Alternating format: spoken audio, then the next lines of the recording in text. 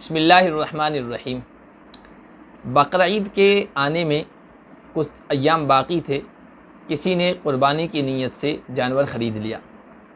ख़रीदने के बाद उसे कोई मजबूरी पेश आ गई, उसके पालने पोसने में दिक्कत हो रही है, रखने में दिक्कत हो रही है, या पैसों की ज़रूरत पेश आ गई, या ये कि ऐसे ही दिल में आ गया कि अभी इसको बेच दूँ, बाद में जब बकरा ईद के दिन आएंगे, करीब दिन आएंगे तो उस वक्त देखा जाएगा। तो क्या उस जानवर को जो क़ुरबानी की नीयत से ख़रीदा गया है बेचना जायज़ है या नहीं। अगर बेच दिया तो जितनी रकम मिली है उतनी ही रकम का जानवर ख़रीद कर बाद में क़ुरबानी करनी होगी, या उससे कम कीमत का जानवर ख़रीद सकते हैं, या बड़े जानवर में हिस्सा ले सकते हैं या नहीं।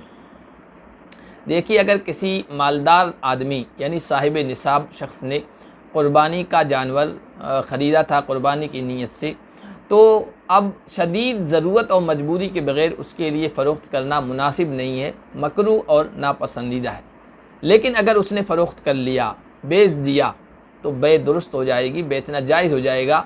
उसके बाद जो रकम उस बेचने के बदले मिली है तो उतनी पूरी रकम का जानवर ख़रीदना पड़ेगा और उसकी क़ुरबानी करनी पड़ेगी। अगर उसने क़ुरबानी के अय्याम में, क़ुरबानी के दिनों में उससे कम कीमत का जानवर ख़रीदा है, तो अब पहले वाले जानवर और इस नए जानवर की कीमत में जो फ़र्क है, तो जो रकम बच जाती है उसका सदका करना ज़रूरी है।